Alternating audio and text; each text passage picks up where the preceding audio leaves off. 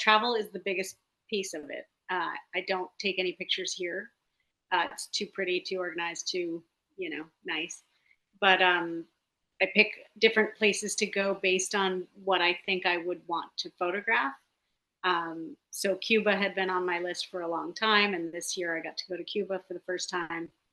And Cuba had very different, more drawing because they didn't have the money probably for the paint, and much more browns and yellows than say Miami, which would be brighter colors. And the light is different in each place. The light in Italy is more red. The light in Puerto Rico is more blue.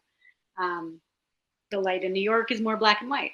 So it's a lot of sort of choosing the place in terms of what kinds of colors I'm looking for.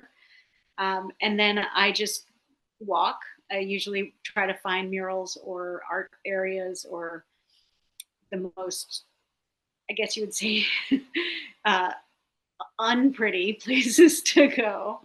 Um, I shoot at the wrong time of day, right at noon, noon to 2. So the shadows are really dark because I don't really want depth. I want a form of black or a form of color or light.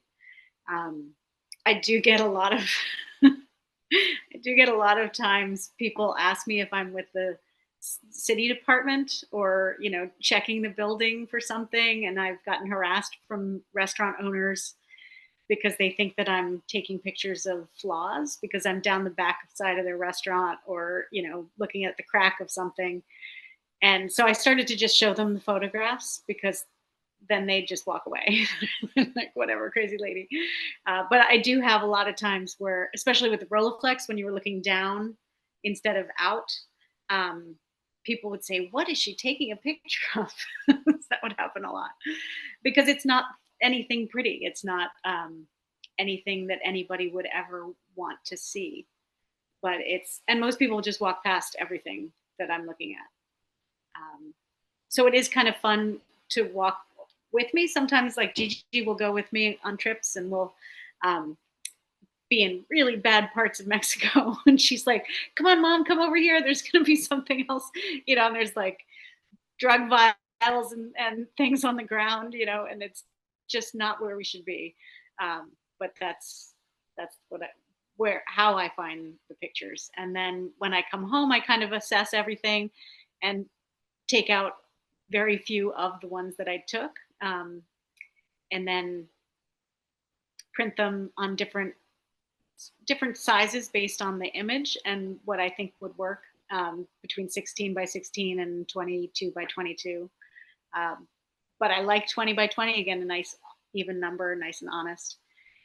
And I do have this big giant printer now, so I'm gonna try some larger ones. I just have to figure out how to adhere them because I don't really want to go to a framer. I don't really want to have somebody else dealing with it. I think all of the things that you choose to do when preparing a piece to put on the wall are part of the piece. And so I've never liked the frame idea and the idea of having it separated from me.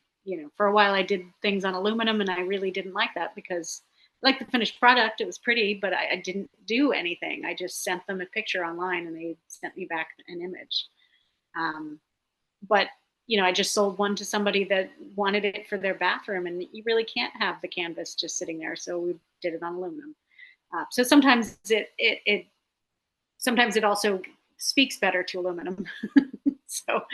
so then this year I started doing these where I would print them on like a rice paper, and then I would put them in epoxy. So I'd put epoxy down and put in the piece. And these were all circles. They weren't squares. And then I would hang them in front of the window. So I have some in here, but the light's also coming through, so it's hard to see. But I can send you a picture of them.